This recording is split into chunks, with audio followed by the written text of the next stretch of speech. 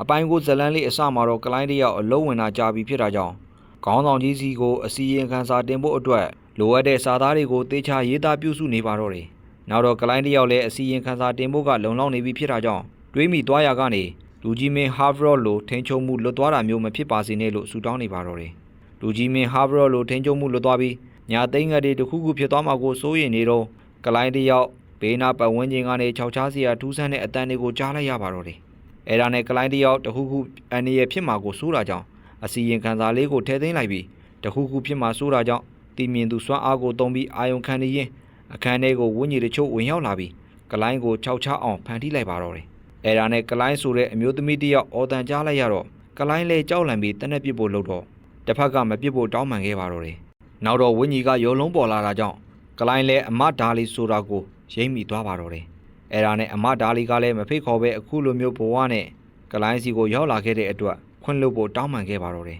။နောက်ပြီးတော့ခေါင်းဆောင်ကြီးဒန်စီက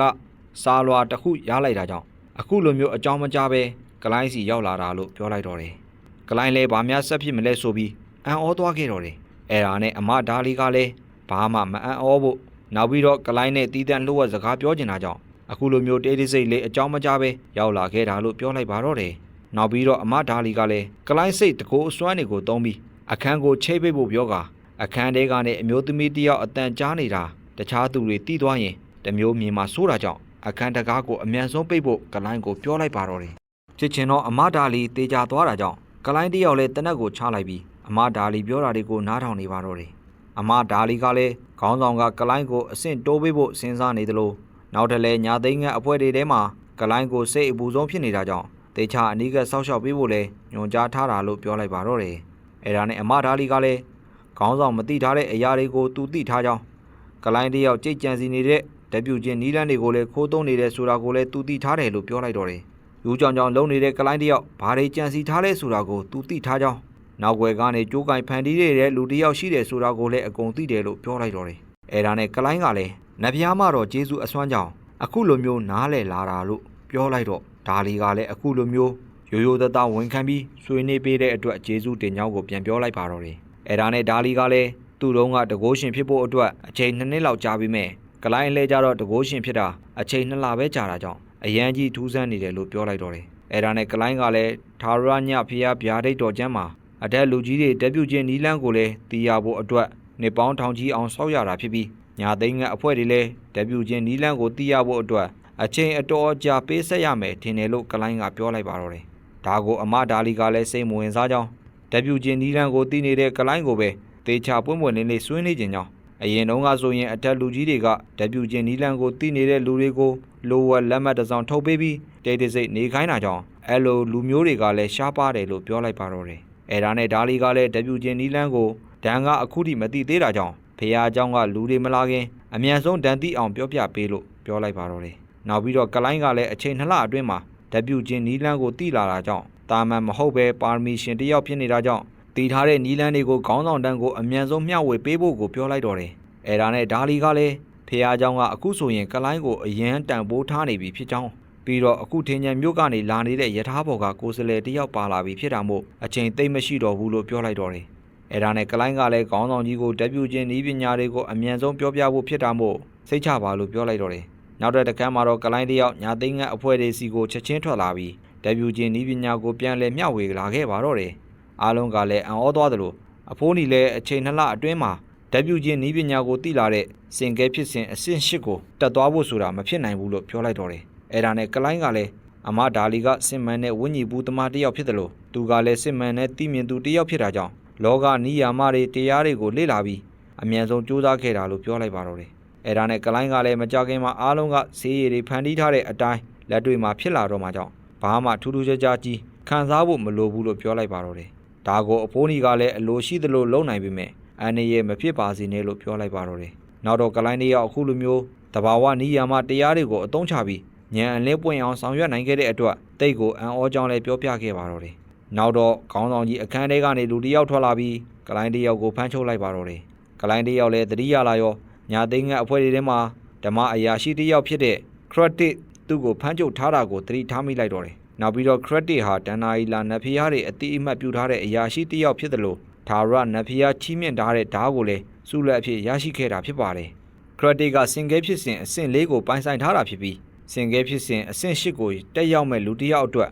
အခုလိုမျိုးကိုယ်တိုင်လာရောက်စစ်ဆေးပေးတာယုံကြည်နိုင်ဖွယ်ရမရှိဘူးလို့ကလိုင်းတစ်ယောက်တွေးနေခဲ့ပါတော့တယ်။အဲဒါနဲ့ Credit ကလည်းချက်ချင်းပဲစမ်းကြဲတဲ့နီးယာမနဲ့လောကနီတိကိုအသုံးပြုပြီးဒါလီကိုပြောလို့ဒက်ဗျူချင်းနီးပညာကိုရှာတွေ့ခဲ့တာလားလို့မေးခဲ့ပါတော့တယ်။နောက်ပြီးတော့ဘာလို့ဒက်ဗျူချင်းနီးပညာကိုအဖွဲ့သားတွေကိုပြောပြလိုက်တာလဲဆိုပြီးမေးလိုက်တော့ကလိုင်းကလည်းရဲဘော်ရဲဘက်တွေဖြစ်တာကြောင့်အခုလိုမျိုးပြန်လဲမျှဝေလာတာပါလို့ပြောလိုက်ပါတော့တယ်။စံတမှုအားလုံးလည်းပြီးသွားတဲ့အခါလမ်းနေတဲ့ကလိုင်းကိုကြည့်ပြီး Credit ကဘာမှစိတ်မပူဖို့ကလိုင်းကဆေးယူစုပ်ယူနိုင်တဲ့နီးလန်းနေရောတခြားဒက်ဗျူချင်းကျင့်စဉ်တွေကိုရောအကောင်းဆုံးအောင်မြင်အောင်စွမ်းဆောင်နိုင်ခဲ့တာကြောင့်စင်ကဲဖြစ်စဉ်အဆင့်၈ကိုအောင်မြင်စွာတက်လှမ်းနိုင်တဲ့တကိုးရှင်တစ်ယောက်ဖြစ်တယ်လို့ပြောလိုက်ပါတော့တယ်။ဒါကိုခံလေးကလည်းကလိုင်းကဒက်ဗျူချင်းနီးပညာကိုပြန်လဲမျှဝေခဲ့တာကြောင့်အပြစ်ပေးတာမျိုးမဟုတ်ဘူးလားလို့မေးလိုက်တဲ့အခါ Credit ကမဟုတ်ကြောင်းကလိုင်းဟာလှုပ်ဖို့ကင်ဘက်အပေါ်မှာတိတ်ကိုကြီးမားတဲ့မြေတာတရားကိုပြသခဲ့တာလို့ပြောလိုက်ပါတော့တယ်။နလအတွင်းမှာမယုံနိုင်လောက်အောင်ကိုဖျက်ဆီးနိုင်ခဲ့သလိုပါရမီရှင်တစ်ယောက်လည်းဖြစ်တာကြောင့်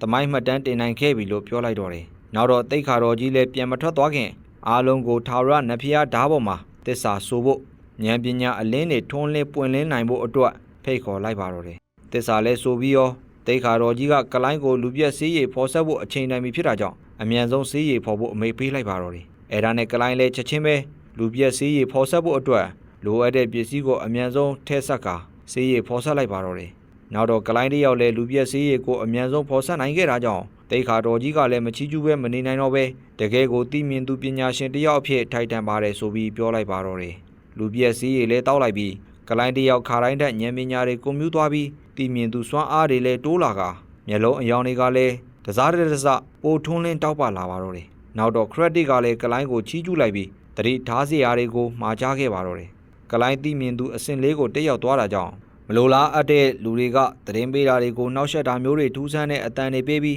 အမျိုးမျိုးစိတ်အနှောက်ယှက်ဖြစ်အောင်လုပ်နိုင်တာကြောင့်အားလုံးကိုတတိထားဖို့ပြောလိုက်ပါတော့တယ်။ပြီးတော့အဲ့ဒီလမ်းကြောင်းကနေတဆင့်ကလိုင်းကိုထိန်းချုပ်မှုလွတ်သွားအောင်ဆောင်ရွက်နိုင်တာကြောင့်ဒါတွေကိုအထူးတတိထားဖို့လိုအပ်တယ်လို့ပြောလိုက်တော့တယ်။နောက်ပြီးတော့လေတီမြင်သူကတယောက်ဖြစ်လာတာကြောင့်အထက်မြင့်တကိုးရှင်တယောက်လည်းအချိန်မရွေးအဆင့်ကိုတက်သွားနိုင်တာကြောင့်ကျင့်စဉ်တွေကိုအမြဲလေ့လာလိုက်စားနေဖို့လည်းလိုအပ်တယ်လို့ပြောလိုက်ပါတော့တယ်။ဒီလိုနဲ့ကလိုင်းတယောက်အပြင်ကိုထွက်လာတော့အဆင့်တက်လို့ရသွားတဲ့စွမ်းအားတွေကတိတိတသားပြောင်းလဲသွားခဲ့တယ်လို့ခန္ဓာကိုယ်တစ်ခုလုံးကလည်းပေါ်ပွားသွားပြီးခါတိုင်းထက်လင်းမြန်ဖြတ်လာတာကြောင့်ကလိုင်းတယောက်သဘောကျနေပါတော့တယ်။နောက်ပြီးလျှောက်လာရင်စည်ရေးမလေးကစာရွက်တွေပြုတ်ကျပြီးဖီယိုဖီရဲဖြစ်နေတာကိုမြင်လိုက်ရတာကြောင့်ကလိုင်းလည်းချက်ချင်းစာရွက်တွေကိုစွမ်းအားသုံးကကူသိမ့်ပေးလိုက်ပါတော့တယ်။နောက်တော့အဖိုးနီတို့ရောက်လာပြီးကလိုင်းကိုဂုံပြူစကားတွေပြောနေတာကြောင့်ကလိုင်းလည်းတတိမထားမိပဲကြိုတင်ခံမိုင်းနဲ့စွမ်းအားကိုပါရသွားတာကြောင့်လူပြက်စည်းရည်ဟာတိတ်ကိုထူးခြားပါလားဆိုပြီးတွေးနေခဲ့ပါတော့တယ်။နောက်တော့ကလိုင်းတယောက်လည်းနောက်ထပ်စွမ်းအားတွေများရှိအောင်မလားဆိုပြီးစာရွက်လေးကိုပစ်ဆန်းတတ်လိုက်ပါတော့တယ်။စာရွက်လေးတစ်ရွက်ထဲနဲ့အားကောင်းအောင်လုပ်နိုင်ပြီး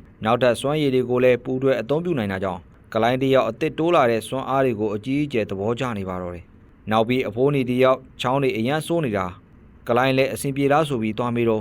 ့နောက်မှာဖြက်ခနဲ့အရေးတစ်ခုကိုတွေးလိုက်တာကြောင့်မကောင်းဆိုးဝါးတွေကိုများကြိုတင်မြင်နိုင်လားဆိုပြီးအံ့ဩနေပါတော့တယ်။နောက်တော့အဖိုးနီကလည်းကလိုင်းတယောက်အခုလိုမျိုးအဆင့်တက်သွားတာကိုဂုံပြူပွဲလေးလုပ်ပေးတင်ကြောင်းအဲ့ဒီအတွက်စားတောက်ဆိုင်မှာအားလုံးအတူတူသွားတောက်ကြမယ်ဆိုပြီးပြောလိုက်ပါတော့တယ်။နောက်တဲ့တခန်းမှာတော့ကလိုင်းတယောက်လူချင်းမီနီကိုလာခေါ်ပြီးအိမ်တကားကချက်ချင်းပိတ်သွားတာကြောင့်အံ့ဩသွားခဲ့ပါတော့တယ်။အဲ့ဒါနဲ့ကလိုင်းတယောက်လည်းခေါင်းလောင်းတီးနေတော့အဖိုးနီတယောက်ထွက်လာပြီးဘာကိစ္စနဲ့ရောက်လာတာလဲလို့မေးလိုက်ပါတော့တယ်။အဲ့တော့မှကလိုင်းလည်းစားတောက်ဆိုင်ကိုအားလုံးသွားကြတော့မှမို့လူကြီးမင်းကိုလာခေါ်တာလို့ပြောလိုက်တော့တယ်။နောက်တော့အဖိုးနီကနေမကောင်းလို့မလိုက်တော့ဘူးလို့ပြောလိုက်တာကြောင့်ခေါင်းဆောင်တန်းကလည်းချက်ချင်းရောက်လာပြီးဘာတွေများအံ့ဩစရာလုံးမလို့မလိုက်လာတာလဲလို့မေးလိုက်ပါတော့တယ်။အဲ့ဒါနဲ့အဖိုးနီကလည်းဘာမှကြံစီထားတာမရှိကြောင်းနေလို့တိတ်မကောင်းတာကြောင့်မလိုက်ဘူးလို့ပြောလိုက်ပါတော့တယ်။အဲ့ဒါနဲ့ခေါင်းဆောင်တန်းလည်းအထဲဝင်လာပြီးစစ်ဆေးမယ်လို့ပြောလိုက်တာကြောင့်လေပြင်းနေချက်ချင်းတိုက်ခိုက်လာပြီးတကားလည်းပွင့်သွားပါတော့တယ်။နောက်တော့အဖိုးနီကလည်းခေါင်းဆောင်တန်းကိုလူလိန်လို့ပြောဆိုကတကားပေါက်ကနေစီးရည်တွေထွက်ကြလာပါတော့တယ်။နောက်တော့ခေါင်းဆောင်တန်းတို့အိမ်ထဲကိုဝင်လာတော့တယ်။အားလုံးကဖီယိုဖီရဲတွေဖြစ်ကုန်ပြီးခြောက်ချားစရာတွေကိုမြင်လိုက်ရတော့အဖိုးနီကလည်းသူ့ပြဿနာနည်းနည်းရှာထားတာဖြစ်ကြောင်းဒါကြောင့်အားလုံးကိုကျေးဇူးပြုပြီးထွက်သွားပေးပါလို့ပြောလိုက်ပါတော့တယ်။ခေါင်းဆောင်တန်းကလည်းသူတို့တက်နိုင်တဲ့လောက်ကူညီပေးမယ်ပြောတာကိုအဖိုးနီကလည်းလက်မခံပဲတန်းကလူလိန်ဖြစ်ကြောင်းအမြဲစကားချိုချိုလေးပြောပြီးပိတ်မိနေအောင်ဖန်တီးတဲ့လူတစ်ယောက်ဖြစ်တာကြောင့်ဘာမှကူညီပေးစရာမလိုဘူးဆိုပြီးတော့ထပ်ပြီးမောင်းထုတ်လိုက်ပါတော့တယ်။အဲ့ဒါနဲ့တန်းကလည်းအဖိုးနီဖြစ်ချင်တာကိုကူညီပေးမှာမို့အမြန်ဆုံးပြောဖို့ပြောလိုက်တော့အဖိုးနီကသူ့ကိုဖမ်းဖို့လာတာမဟုတ်ရင်မပြောနိုင်စေရမရှိဘူးလို့ပြောလိုက်ပါတော့တယ်။နောက်တော့သူတက်တက်လုံးစူးစမ်းနေတာတွေက ချာလီစ်ပြန်အသက်ရှင်ဖို့ဖြစ်ပြီးအခုကစမ်းသပ်မှုတွေပြုလုပ်ပြီးနီလန်မှန်ကိုတွေ့ပြီးဖြစ်တာကြောင့်အမြန်ဆုံးအသက်ပြန်သွင်းမယ်လို့ပြောလိုက်ပါတော့တယ်။အဲ့ဒါနဲ့ဒန်ကလည်းချာလီစ်ကိုဘယ်လိုမျိုးအသက်ပြန်သွင်းပေးမှလဲလို့မေးလိုက်တော့တသက်လုံးမအိုမင်းမဲ့ခန္ဓာကိုယ်တစ်ခုများချာလီစ်အတွက်ပြင်ဆင်ထားတယ်လို့ပြောလိုက်တော့တယ်။ချာလီစ်ဝင်းကြီးကိုဝင်းကြီးလောကထဲကနေပြန်ခေါ်လိုက်ပြီးပြန်လဲအသက်သွင်းမှလို့ပြောလိုက်တော့ခေါင်းဆောင်ဒန်ကလည်းတကယ်ကိုကောင်းတဲ့အကြံတစ်ခုဖြစ်တယ်လို့ပြောလိုက်တော့တယ်။အဲ့ဒါနဲ့သူ့ကိုတားဖို့လုံနေကြတဲ့ဒန်တို့ကိုအဖိုးနီကလည်းတိုက်ခိုက်ဖို့လုပ်နေရင်ထွက်သွားခွင့်ပေးပါလို့တောင်းဆိုလိုက်ပါတော့တယ်။အဲ့ဒီအချိန်ထင်ချန်တို့ရောက်လာပြီးအိမ်မက်ဆိုးထဲမှာပျော်မွေ့တောင်းညံ့နေတဲ့အဖိုးနီကိုချက်ချင်းအိမ်မက်ဆိုးထဲကနေပြန်လဲခေါ်ထုတ်ဖို့ကြိုးစားကြပါတော့တယ်။နောက်တော့အဖိုးနီကလည်းမဖြစ်နိုင်တော့ကြောင်းစမ်းသပ်မှုတွေလက်လုံးပြီးမကောင်းဆိုးရတဲ့ကောင်ဖြစ်သွားတာကြောင့်အားလုံးပဲသူ့ကိုထွက်ခွာခွင့်ပေးပါလို့တောင်းဆိုလိုက်ပါတော့တယ်။အဲ့ဒါနဲ့အဖိုးနီကလည်းသူကတောင်တန်းနေတဲကိုထွက်သွားမှဖြစ်တာကြောင့်အေးစစ်စစ်ထွက်သွားခွင့်ပေးပါလို့ပြောလိုက်တဲ့အခါအားလုံးကလည်းစိတ်မကောင်းဖြစ်ပြီးတော့ဝမ်းနည်းခဲ့ကြပါတော့တယ်။နောက်တော့ခေါင်းဆောင်တန်းလည်းမကောင်းဆိုးဝါးအဖြစ်ထွက်သွားမှာကိုအတိအမှတ်မပြုနိုင်တာမို့ချက်ချင်းပဲအဖိုးနီကိုတက်ပစ်လိုက်တဲ့အခါဘာတွေဆက်ဖြစ်မလဲဆိုတာကိုတော့ပရိသတ်ကြီးရဲ့လာမယ့်အပိုင်း30ဇလန်းလေးကိုဆက်လက်ဆောင်မြေကြည့်ရှုပါအောင်ခင်ဗျ။